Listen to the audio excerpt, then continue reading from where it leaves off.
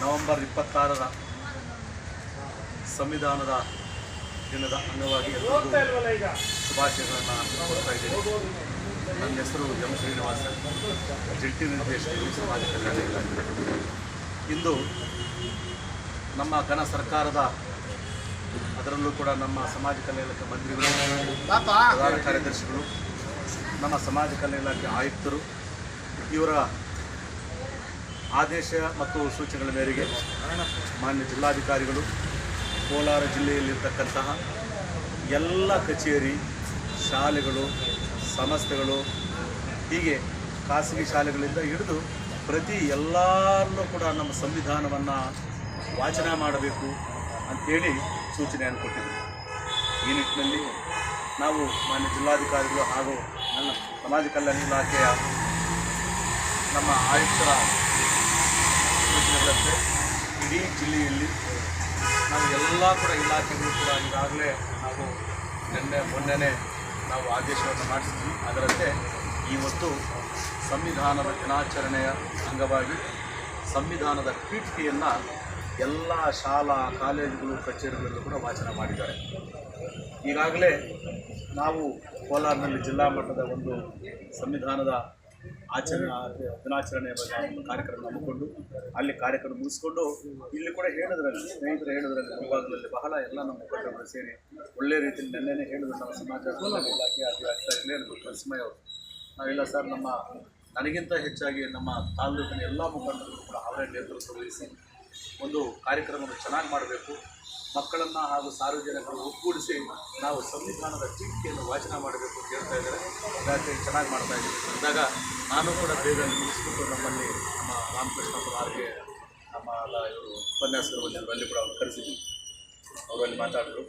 ಸಾಕಷ್ಟು ಜನ ಬಹಳ ಚೆನ್ನಾಗಿ ನಮ್ಮ MLC ಆಗಿರ್ತಕ್ಕಂಥ ಅನಿಲ್ ಕುಮಾರ್ ಬಹಳ ಸೊಗಸಾಗಿ ಮಾತಾಡಿದ್ರು. ಅಲ್ಲಿ ಕೂಡ ಜಿಲ್ಲಾ ಮಟ್ಟದ ಕಾರ್ಯಕ್ರಮ ಇಲ್ಲಿ ಕೂಡ ಸಾಕಷ್ಟು ಜನ ನಮ್ಮ ಸಂವಿಧಾನದ ಗೊತ್ತಿರ್ತಕ್ಕಂಥದ್ದೆಲ್ಲ ಕೂಡ ನಾನೀಗಾಗಲೇ ನಿಮ್ಮ ಜೊತೆ ಇದ್ದವನು ಸಂವಿಧಾನದ ಒಂದು ದಿನಾಚರಣೆ ಜಾಗರಣೆ ಮಾಡ್ತಕ್ಕಂಥ ಸಂದರ್ಭದಲ್ಲಿ ಪ್ರತಿಯೊಬ್ಬರು ಕೂಡ ನಿಮ್ಮ ಜೊತೆ ಇದ್ದೀವಿ.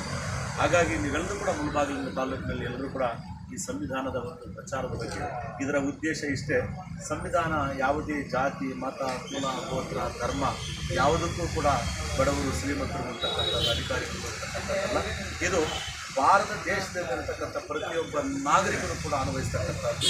ಪ್ರತಿಯೊಬ್ಬ ನಾಗರಿಕರು ಕೂಡ ಸಮಾನತೆಯಿಂದ, ಸೋದರ ಭಾವದಿಂದ ಮತ್ತು ಸಮಬಾಲು ಅಂತಕ್ಕಂಥ ನಿಟ್ಟಿನಲ್ಲಿ ಎಲ್ಲರೂ ಕೂಡ ಬಾಳಬೇಕು. ಪ್ರತಿಯೊಬ್ಬರಿಗೂ ಈ ಸಂವಿಧಾನದಲ್ಲಿ ಅವಕಾಶಗಳಿದ್ದಾವೆ, ಕಾನೂನು ಅಂತಕ್ಕಂಥ ಎಲ್ಲರಿಗೂ ಹೊಂದಿರತಕ್ಕಂಥ ಅರಿವನ್ನು ಮೂಡಿಸಬೇಕು. ಇದರ ವಾಚನ ಮಾಡತಕ್ಕಂಥದ್ದು ಒಂದೇ ಅಲ್ಲ, ಆ ಸಂವಿಧಾನದಲ್ಲಿರ್ತಕ್ಕಂಥ ಅಂಶಗಳನ್ನು ಪ್ರತಿಯೊಬ್ಬರೂ ಕೂಡ, ಅದರಲ್ಲೂ ಕೂಡ ಈ ನಮ್ಮ ಮಕ್ಕಳೇ ಮುಂದಿನ ಪ್ರಜೆಗಳು ಅಂತಕ್ಕಂಥ ಮಕ್ಕಳಲ್ಲಿ ಹೆಚ್ಚಿನ ಒಂದು ತಿಳುವಳಿಕೆಯನ್ನು, ಜ್ಞಾನವನ್ನು, ನಾವು ಅರಿವನ್ನು ಮೂಡಿಸ್ತಕ್ಕಂಥ ಕಾರ್ಯಕ್ರಮ ಇದಾಗಿದೆ ಅಂತಕ್ಕಂಥ ಮಾತನ್ನು ಹೇಳ್ತಾರೆ. ಈ ಒಂದು ದಿವಸದಲ್ಲಿ ಮುಂಭಾಗದ ಇವೆಲ್ಲ ಕೂಡ ಬಹಳ ಚೆನ್ನಾಗಿ ಒಳ್ಳೆಯ ರೀತಿಯಲ್ಲಿ ಆಯೋಜನೆ ಮಾಡಿರ್ತಕ್ಕಂಥ ವಿಚಾರದಲ್ಲಿ ನಿಮಗೆಲ್ಲರಿಗೂ ಕೂಡ ಸಮಾಜ ಕಲ್ಯಾಣ ಇಲಾಖೆ, ಜಿಲ್ಲಾ ಆಡಳಿತ, ಜಿಲ್ಲಾ ಪಂಚಾಯತ್ ಮತ್ತು ಸಮಾಜ ಕಲ್ಯಾಣ ಇಲಾಖೆ ಎಲ್ಲರೂ ಕೂಡ ಇಡೀ ನಿಮ್ಮ ಒಂದು ತಾಲೂಕಿನ ಎಲ್ಲ ಸಮಸ್ಯೆ ನಾಗರಿಕರಿಗೂ ಮತ್ತು ನಿಮ್ಮೆಲ್ಲ ಮುಖಂಡರಿಗೂ ಕೂಡ ನಾನು ಮತ್ತೊಮ್ಮೆ ನನ್ನ ಧನ್ಯವಾದಗಳನ್ನು ತಿಳಿಸ್ತಾ ನಿಮಗೆಲ್ಲರೂ ಕೂಡ ವಂದನೆಗಳನ್ನು ಇಲ್ಲ ಅಂತೇಳಿಲ್ಲ. ನಾವೀಗಾಗಲೇ ಸಂವಿಧಾನ ಬಗ್ಗೆ ನಾವು ಸುಮಾರು ವರ್ಷಗಳು 40 ನಂತರ ನಾವು 1949ರಲ್ಲಿ ಅಂಗೀಕಾರ ಮಾಡಿಕೊಂಡಿದ್ವಿ. 50ರಿಂದ ಈಚೆಗೆ ನಾವು ಸಂವಿಧಾನವನ್ನು ನಾವು ಅನುಸರಿಸಿಕೊಂಡು ಸಂವಿಧಾನ ಪ್ರಕಾರ ನಾವು ಆಡಳಿತವನ್ನು ನಡೆಸ್ತಾ ಇದ್ದೀವಿ. ಸಂವಿಧಾನ ಅಂತಕ್ಕಂಥದ್ದು ಕೆಲವರನ್ನು ಕೂಡ ಇನ್ನೂ ಕೂಡ ನಮ್ಮಲ್ಲಿ ಒಂದು ಭಾವ ಇದೆ.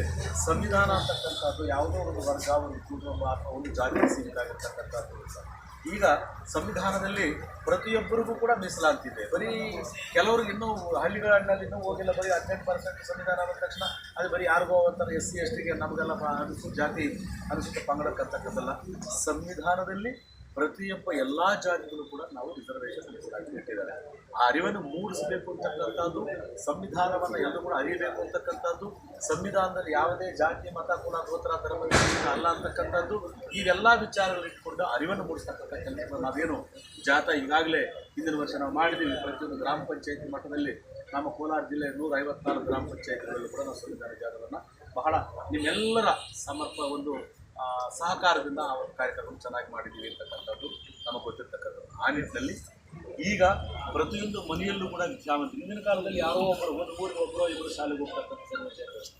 ಇವತ್ತು ಪ್ರತಿ ಕುಟುಂಬದಲ್ಲೂ ಕೂಡ ಪ್ರತಿ ತಂದೆ ತಾಯಿಯೂ ಕೂಡ ನನಗೆ ಕಷ್ಟ ಬಂದಿದೆ, ನನ್ನ ಕುಟುಂಬ ಕಷ್ಟ ಬಂದ ತಂದೆ ತಾಯಿ ಕೂಡ ತನ್ನ ಮಕ್ಕಳು ಚೆನ್ನಾಗಿ ವಿದ್ಯಾಭ್ಯಾಸ ಮಾಡಬೇಕು, ತನ್ನ ಮಕ್ಕಳು ಒಳ್ಳೆಯ ಜೀವನ ನಡೆಸಬೇಕು, ತನ್ನ ಮಕ್ಕಳು ಒಳ್ಳೆಯ ಪ್ರಜೆಗಳಾಗಬೇಕು ಅಂತ ಒಂದು ಕನಸನ್ನು ಕಾಣ್ತಾ ಇರ್ತಾರೆ. ಈ ನಿಟ್ಟಿನಲ್ಲಿ ಎಲ್ಲ ಕಡೆ ವಿದ್ಯಾವಂತರಿರ್ತಕ್ಕಂಥ ನಿಂತಿದ್ದು ಇವತ್ತು ಇದೆಲ್ಲ ಸಂವಿಧಾನ ಓದುವಂತಕ್ಕಂಥ ನಮ್ಮ ಘನ ಯಾರು ನಮ್ಮ ನಾಗಮೋಹನ್ ದಾಸ್ ಅವರು ಒಂದು ಪುಸ್ತಕವನ್ನು ಬರೆದಿರ್ತಕ್ಕಂಥ ಈಗಾಗಲೇ ಸಾಕಷ್ಟು ಪುಸ್ತಕಗಳು ನೀವು ವಿತರಣೆ ಮಾಡಿ ನೋಡಿರಿ.